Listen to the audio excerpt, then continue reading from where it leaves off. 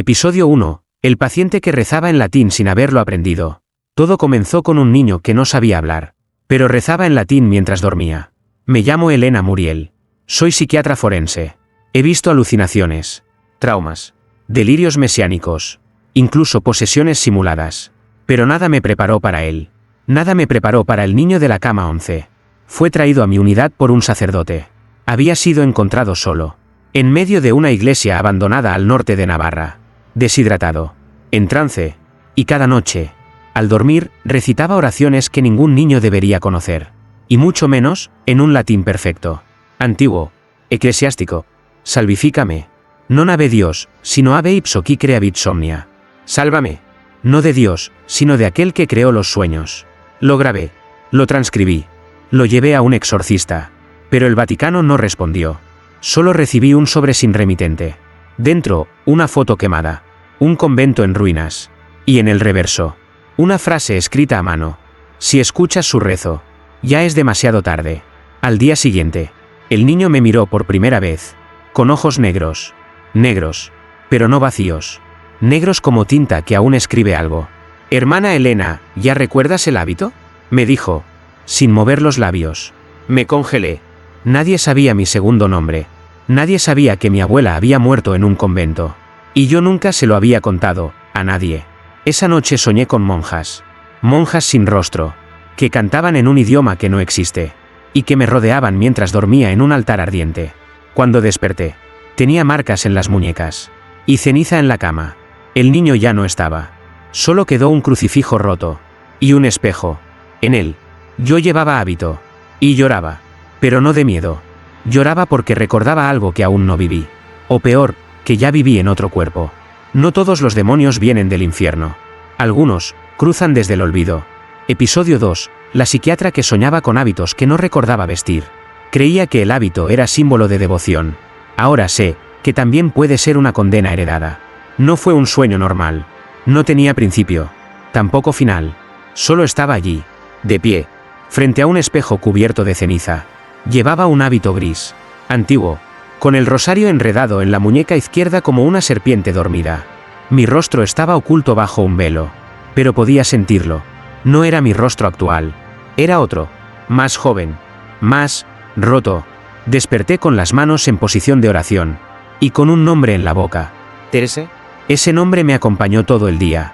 Lo susurré sin querer al firmar un informe. Lo escribí inconscientemente en la libreta de notas, hasta que decidí buscar. Teresa de los Sueños. Decía un artículo de hemeroteca olvidado en los archivos de psiquiatría eclesiástica. Pergamino monja desaparecida en 1937 durante el incendio del convento de Santa Ascensión. Se decía que hablaba en lenguas durante el sueño y que sus rezos eran escuchados por quienes aún no habían nacido. Congelé. Ese era el nombre que había dicho el niño antes de desaparecer. Y entonces me atreví. Volví al espejo. A uno cubierto en el sótano del hospital, abandonado desde el siglo pasado. Lo limpié, y allí estaba yo, con el mismo hábito, pero esta vez, con los ojos cerrados, y rezando. Vi cómo mis labios se movían en el reflejo. Vi cómo el crucifijo en el vidrio temblaba. Y vi una sombra detrás de mí, que no estaba en la habitación real. Hermana Elena, susurró mi reflejo. ¿Por qué crees que elegiste la psiquiatría? Siempre quisiste volver a curarlas, aunque ya estén muertas. Caí al suelo. No recé, no grité, solo entendí. Y por primera vez, acepté. El hábito no era mío, pero la memoria, sí lo era. Y lo peor de todo es que, al levantarme, encontré un velo de monja real en el suelo. Antiguo, quemado en los bordes, y bordado con ceniza. Hay recuerdos que no vienen del pasado, vienen del infierno, y se visten igual que tú. Episodio 3. Los expedientes del Vaticano que estaban sellados con ceniza. Hay secretos que no se guardan en bóvedas. Se entierran en fuego, para que nunca puedan rezarse en voz alta. Después del espejo, del hábito, y del nombre que no recordaba haber vivido, supe que algo dentro de mí se había abierto. Algo que no se podía cerrar solo con fe. Viajé a Roma. Usé mis credenciales académicas, mis contactos clínicos, incluso algunas mentiras piadosas. Quería acceder a los archivos sellados del Vaticano, documentos que no estaban digitalizados ni clasificados, sino ocultos, olvidados con intención. En el subsuelo de San Calisto, el sacerdote encargado me llevó hasta una sala cerrada por una puerta oxidada. No están aquí por error, me dijo. Están aquí porque Dios ya no los quiere cerca. El expediente que pedí no tenía número. Solo un nombre escrito a mano. Ascensión. Al abrirlo, el polvo no me dejó ver las primeras líneas. Pero lo que más me estremeció no fue lo que decía, sino lo que no decía. Cada página tenía partes quemadas, ceniza entre los pliegos, y una advertencia al final, escrita con tinta roja. No copiar, no transcribir, no repetir las palabras en voz alta. Quien lea esto, comparte el eco. Lo hice igual. Entre los documentos, encontré la transcripción de un exorcismo frustrado a una monja llamada Teresa M. Fecha, 1937. Ubicación, Convento de Santa Ascensión. Estado, inconcluso. No porque fallara, sino porque al tercer día, el exorcista fue encontrado rezando al revés. Literalmente, cada palabra, cada oración, repetida en orden inverso, con los ojos quemados, y la sonrisa intacta. En el mismo archivo, se incluía una carta escrita por una hermana testigo. Teresa no estaba poseída. Era ella quien poseía. La lengua del abismo. Tuve náuseas. Cerré el expediente. Quise devolverlo. Pero en mis manos, quedó impregnado un símbolo que no estaba antes. Un círculo con 3 cruces invertidas, marcado con ceniza. Y al regresar a mi hotel, lo más aterrador no fue el sueño. Fue lo que encontré en mi almohada. Una nota escrita con letra idéntica a la del archivo. Gracias por recordar. Ahora el eco también te recuerda a ti. Lo prohibido no siempre se oculta. A veces, arde para poder entrar por tus ojos. Episodio 4. El convento invisible que aparecía en los sueños de los niños. Hay lugares que ya no existen en la tierra, pero siguen vivos, en la mente de quienes nunca han estado allí. De regreso en Madrid, retomé mi trabajo en el hospital infantil. Pero ya no era la misma. Las noches me hablaban. Y los espejos, ya no me devolvían el rostro con confianza. Me sentía observada. No desde fuera, desde adentro. Hasta que conocí a Simón. 7 años. Silencioso. Adoptado hace poco. Sin historial clínico previo. Pero desde hace un mes. Despierta llorando con las manos en forma de cruz invertida. Nadie le enseñó eso. La enfermera me dijo que cada noche susurra lo mismo. La hermana Teresa me llama. Me dice que el convento necesita otra vela encendida. Que no debemos dejarlo oscuro. Que si se apaga, él se despierta. Me temblaron las piernas.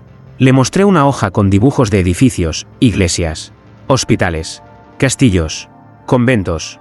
Le pedí que marcara el lugar que veía en sueños. Lo hizo sin dudar. Era el convento de Santa Ascensión. El mismo que ardió en 1937. El mismo del archivo sellado. El mismo que yo también empecé a ver en mis propios sueños. Simón no sabía leer. No conocía su historia. Y sin embargo, dibujó con exactitud escalofriante el interior del claustro, las escaleras, el pasillo largo donde las monjas dormían, y una puerta sin cerradura marcada con una cruz rota. Ahí es donde él reza, susurró. Ahí es donde ellas lo sueñan desde antes de morirse. Quise llorar, pero Simón se me acercó, me tocó la frente, y dijo con ternura espeluznante: tú también estuviste, solo que no te dejaron recordarlo toda de golpe. Esa noche, soñé con el convento. Pero esta vez no era ruina. Estaba intacto, vivo, encendido. Y todas las puertas tenían mi nombre escrito en las paredes. No una vez, decenas. Como si alguien hubiera esperado mi regreso durante mucho tiempo. Los niños no mienten cuando sueñan. Mienten los adultos que ya olvidaron lo que prometieron antes de nacer.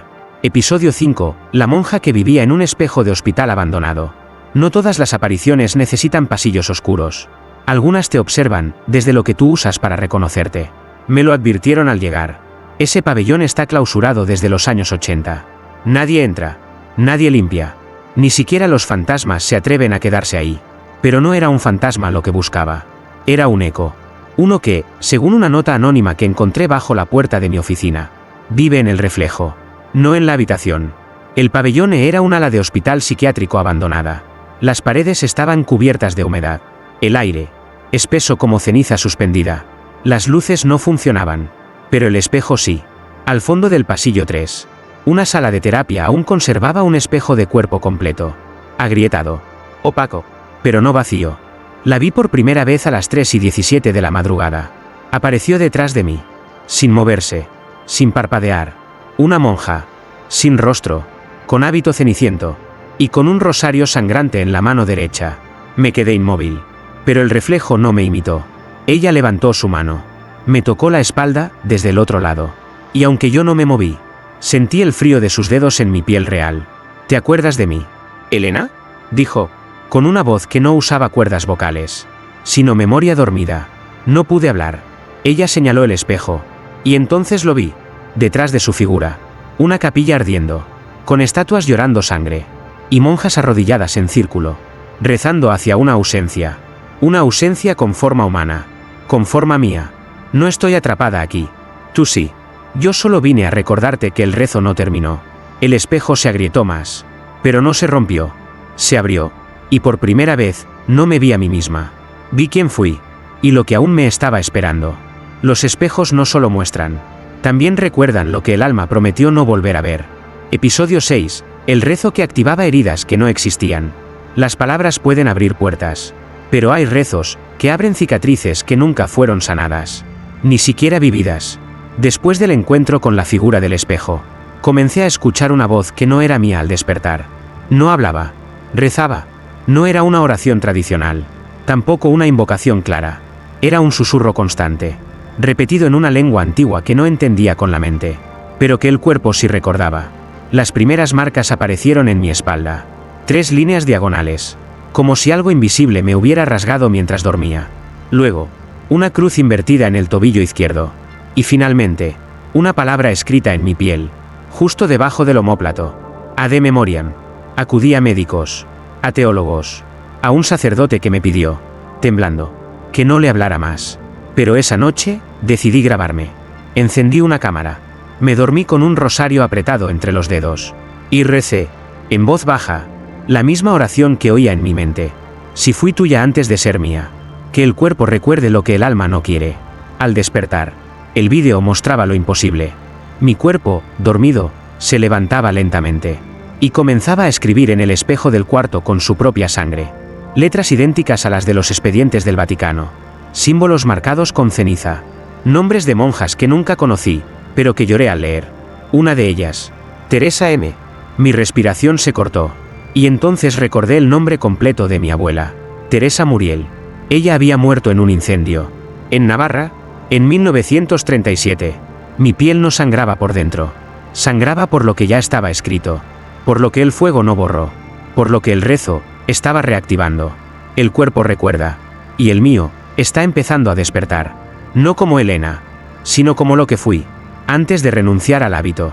Hay heridas que no necesitan piel. Solo una oración, pronunciada en el tono exacto del infierno. Episodio 7. Los rostros de las monjas que se reflejaban en otras personas. Hay un momento en que la fe deja de ser escudo. Y se convierte en espejo de lo que más temes reconocer. Comenzó en la sala de espera del hospital. Miradas cruzadas. Rostros cansados. Gente común. Pero entonces los vi. Una madre, con un bebé en brazos. Tenía los ojos exactos de la hermana Clara. Un paciente anciano, encorvado.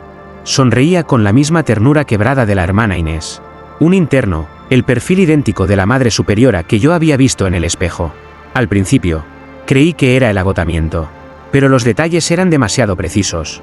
Las cicatrices, los gestos al persignarse, incluso el modo en que susurraban oraciones al sentarse. Y lo más aterrador, cuando cruzaban sus ojos con los míos, me reconocían. Lo vi, lo sentí, como si esperaran ese encuentro desde antes de que yo naciera. Fui al archivo clínico. Revisé los nombres de los pacientes. Ninguno coincidía con los de las monjas desaparecidas en 1937. Pero encontré algo peor. Todos habían sido admitidos el mismo día. El aniversario del incendio del convento de Santa Ascensión. Cada uno, a una hora exacta. Separada por 7 minutos. Salí corriendo. Bajé al sótano. Al espejo donde había visto la figura sin rostro. Y allí, lo confirmé. Detrás de mí, en el reflejo, aparecían las monjas completas. No en hábitos. En los cuerpos de esas personas que había visto. Pero con los ojos cerrados. Como si aún no se atrevieran a despertar. Una voz. La mía y no mía. Se alzó. No buscan un convento nuevo. Lo llevan puesto. Porque el eco nunca muere. Solo cambia de rostro, hasta encontrar al último rezo perdido. Caí de rodillas.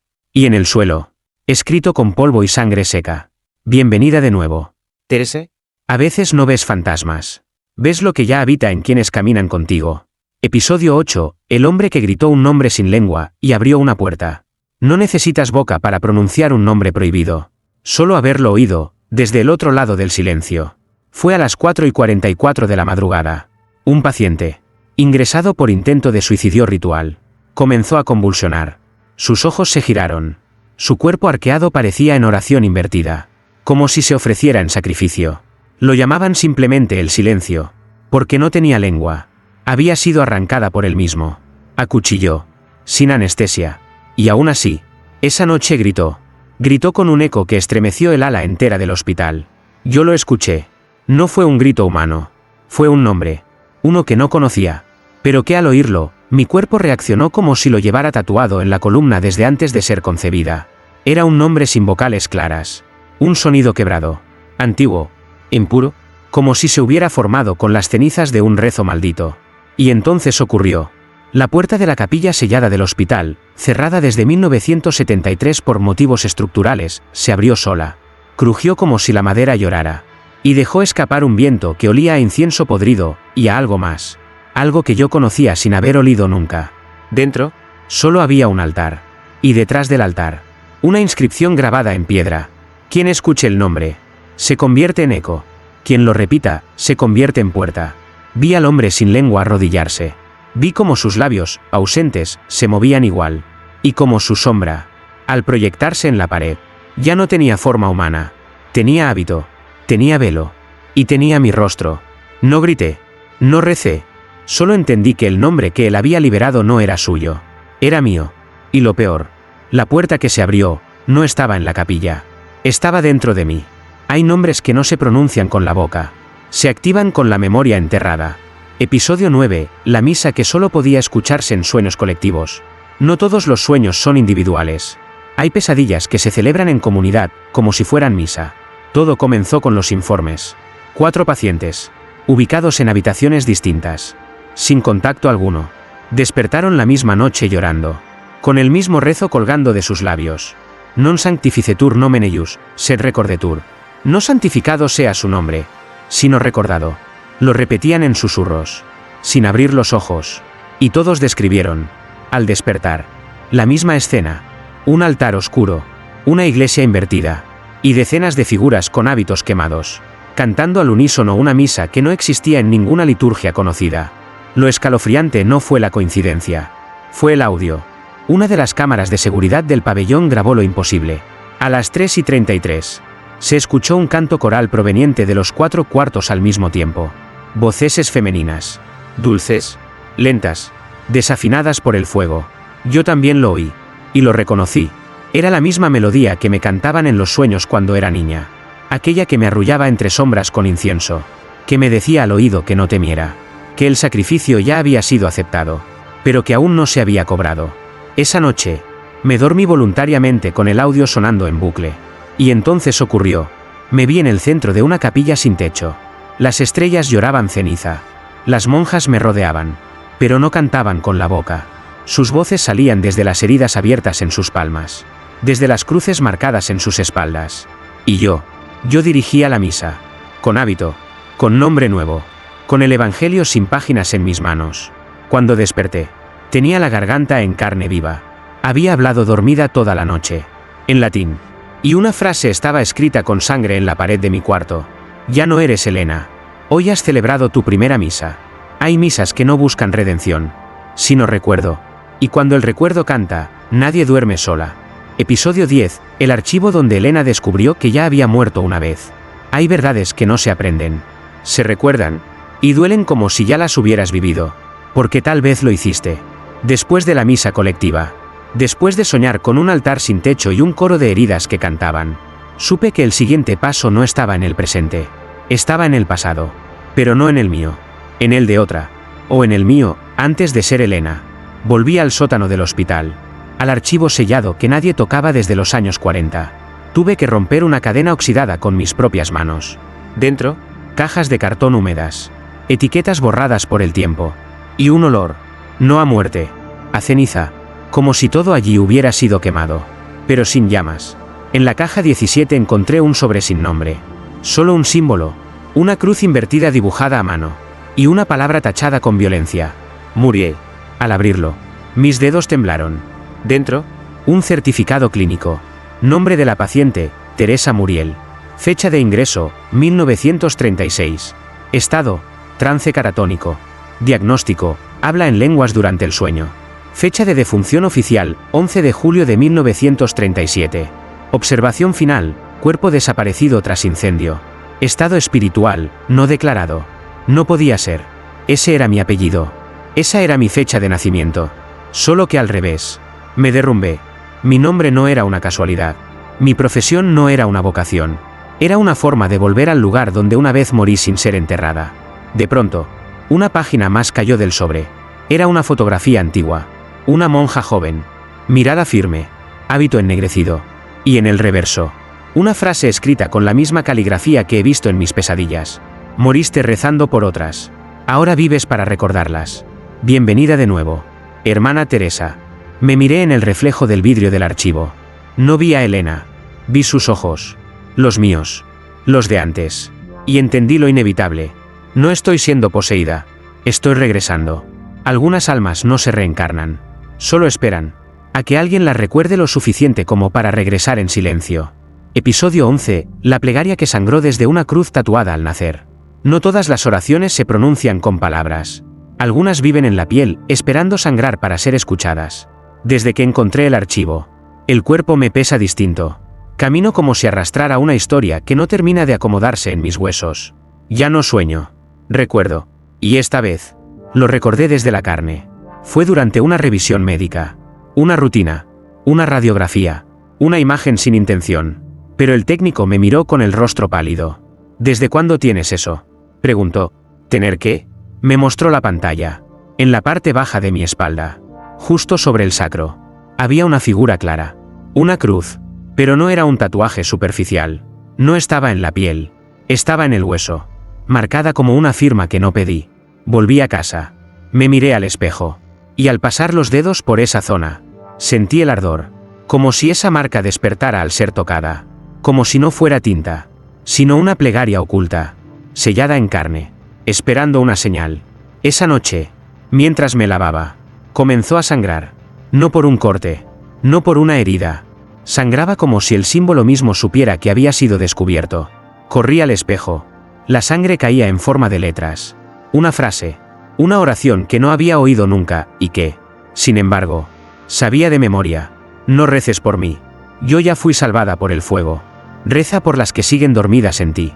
Entonces lo vi. En mis ojos. En mi forma de parpadear. En mi reflejo roto. Yo no era Elena. Tampoco solo Teresa. Era muchas. Una congregación de ecos. Un convento vivo, dentro de un cuerpo que se atrevió a recordar. Y entendí lo inevitable. No vine a descubrir.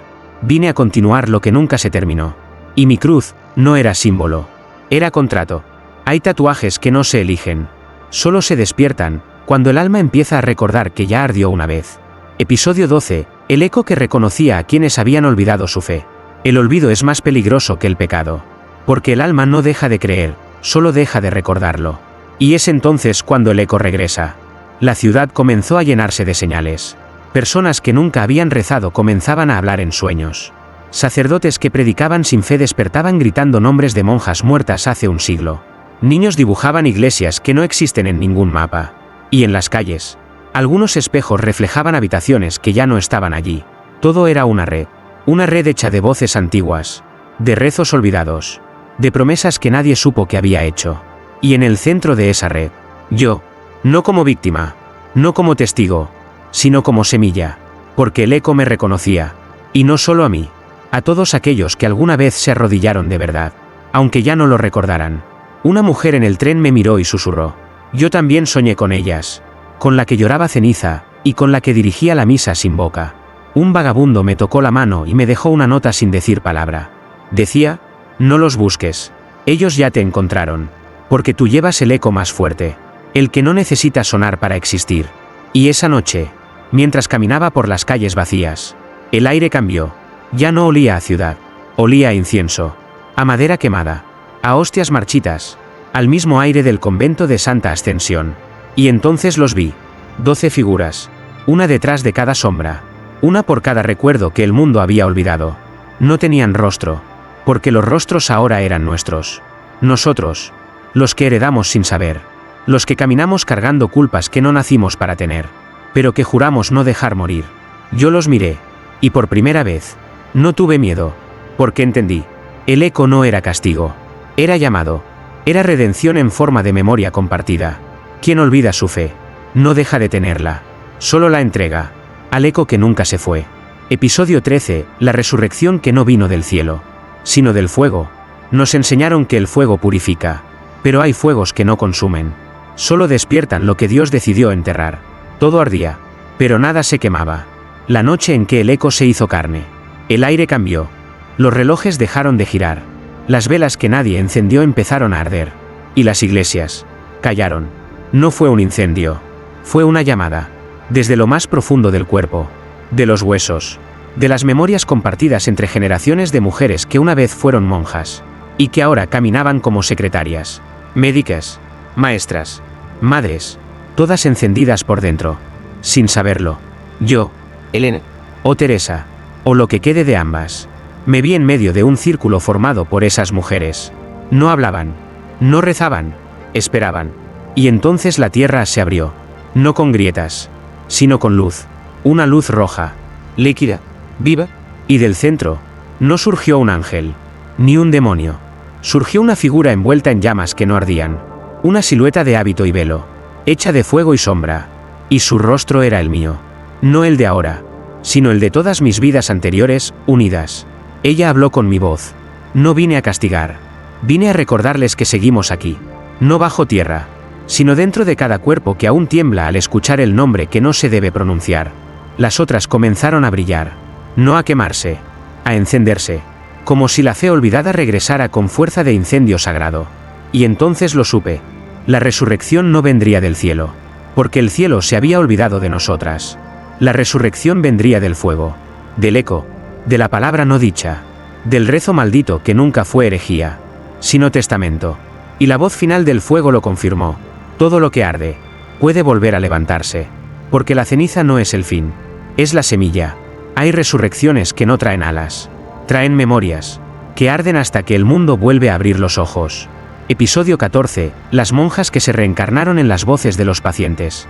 No todas las reencarnaciones traen cuerpos nuevos. Algunas solo necesitan una voz para volver, una garganta vulnerable, un suspiro que tiemble. Desde la noche del fuego, la clínica ya no es la misma. Pacientes antes mudos ahora murmuran salmos en latín arcaico.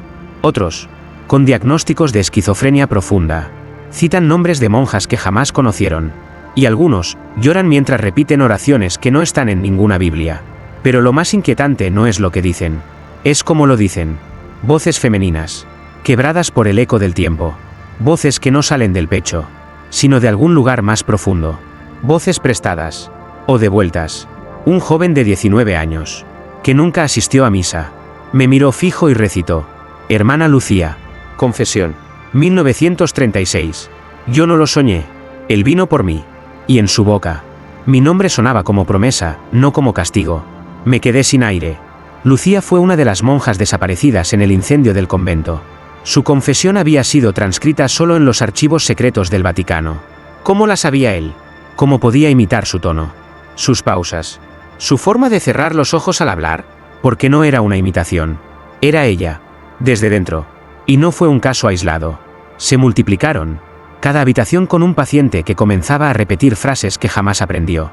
Cada eco, con una historia que ardía. Pronto comprendí. Las monjas no murieron. Solo esperaban garganta. Un cuerpo abierto como altar. Una voz que se atreviera a decir lo que el fuego no borró.